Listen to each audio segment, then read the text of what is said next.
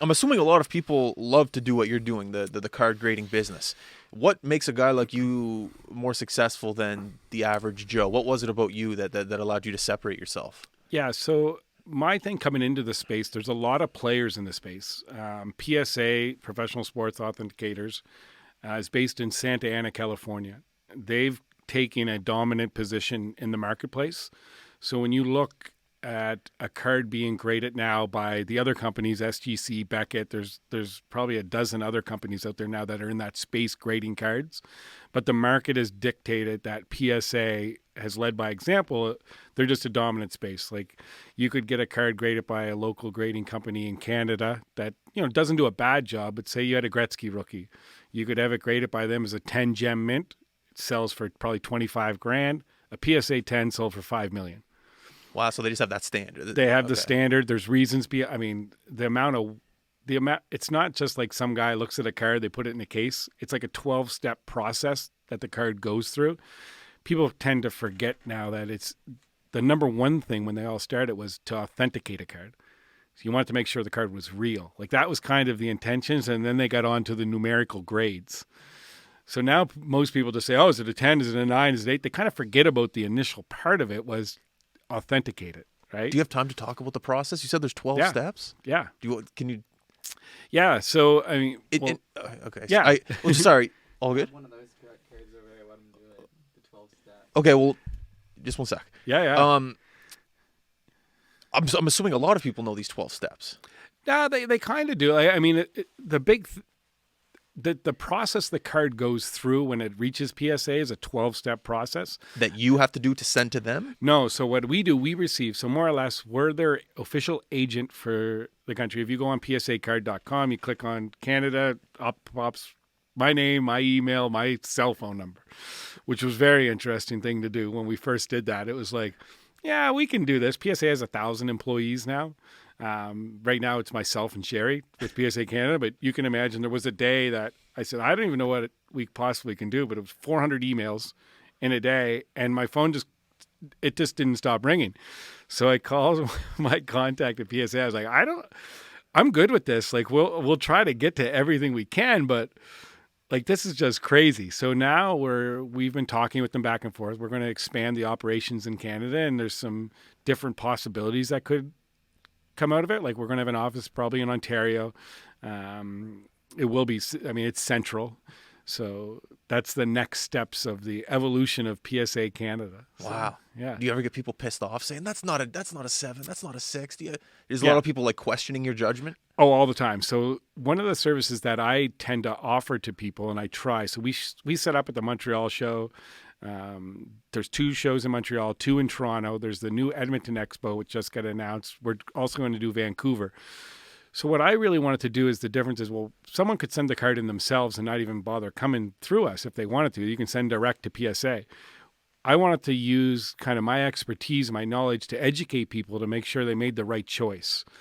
At the last Toronto show, I probably turned away at least 200 cards for people that they wanted to submit, but I said it's not financial. If you're looking to sell the card to make money, it's just a bad decision. You're not going to make money by grading this card. Grading prices are high right now because service levels. PSA faced a backlog last year. Between February and April, they received 15 million cards. Do you think that it's something to do with COVID and like people just looking at their old cards, something like that? It did, and people were grading everything. Yeah. So it was, but you could grade everything because the cost was at, in the States, $7-8. We were $10 a card to send a card in. So it didn't matter. Like whatever you could go to Walmart, buy a box of cards, open it up. You pull out a Zion, a John Moran, RJ Barrett on the basketball side. You pay $10 to grade it. You get the card back. If it comes back at 9, you're getting $40 for it. If it comes back at 10, you're getting $100 or $200 for it. So this cycle was on, and guys were just making. It was such a big thing. And not to jump around to topics, but it was so crazy that Walmart and Target actually stopped putting cards out in their stores. I saw videos on YouTube of people fighting in Walmart based on people going and buying in bulk and just ripping the whole shelf out, taking all the cards, and then the guy behind him was like, "What are you doing, man? Like, give me something." Yeah. That And was it that was happened a, here. Yeah, and it happened all across North America. And in Halifax, there's certain guys out there that dominated the Walmart. Walmart's distributors distribute the cards to Walmarts. They come in on certain days, they fill the shelves. So they would know who these people were. They'd follow their cars around. They'd know when they came in. But when you can see, it's just because it was so lucrative. All of a sudden, a box would come into Walmart for $30, a box of Prism. You buy it for 30. That day, you sell it for 120. So you can see when you're getting multiples 3, 4x on your money, that creates this crazy demand. And it created this whole, there was young people, old people, women, men, like it was just insane. it's a simple business plan. That's it. And it's a liquid market, yeah, right? It doesn't take a genius. Yeah. You go home, you list it on Kijiji, you sell it on eBay, boom, it's sold, it's gone, you made your money. Wow. And there was like literally hundreds of people doing it. Like there was guys that would case out, they knew that the Glasgow Walmart was on these days, and it was nuts. And guys made, I mean, not little bits of money. Guys made tens of thousands of dollars doing this, right? Some guys made hundreds of thousands of dollars. Guys in the States made, literally millions of dollars by buying sports cards. Wow. Yeah.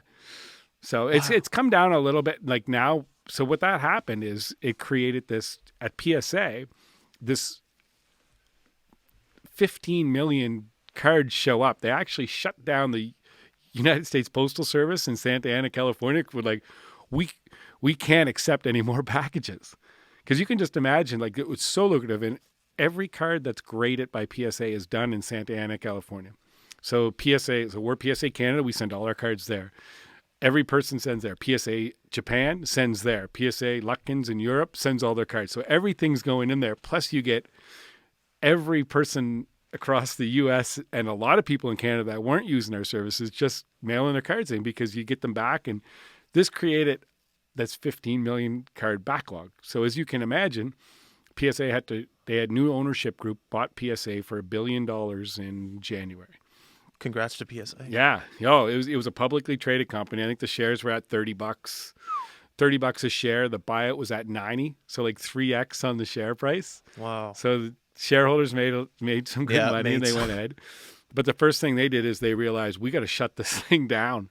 Right? Because they couldn't handle the demand. Couldn't handle the demand. I'm picturing just a sweatshop right now of a bunch of people opening cards. Is that correct? Like, have you been to the? Yeah. So I flew down. I've been there 4 times now. Like it's a huge operation. Like I said, it's 1,000 employees now. But where are these employees? Are they all at like a common table like this, just down a line? Oh no, it's like it's. You could say it's like Fort Knox. Like I mean, every day they're grading cards that are millions and millions of dollars. Like it's security everywhere. Oh, everywhere. Yeah. Like it's almost located in like if you drive into a Bears Lake Industrial Park, and then there's these massive glass buildings, and it goes, and they took the building next to it. It's huge, like massive site. That's crazy. So they had the capabilities of grading, say 5,000, 10,000 cards a day. And all of a sudden things started to really pump up in 2021 in the 2020 towards the end. And they're like, so they started to get a backlog, which in business, it's okay. If you have a backlog, you can keep still turning things around. But all of a sudden in that 3-month period, 15 million cards come in and your capacity is 20,000. At that time, probably say even 20,000, 15,000 cards a day. You're like, well, what can we possibly do? We'll never get out of this backlog because we have the current ones coming in. So they shut down all services, and just concentrated on getting packages opened. So there's some cards still at PSA now that people sent in a year ago that haven't been graded. So they're frustrated.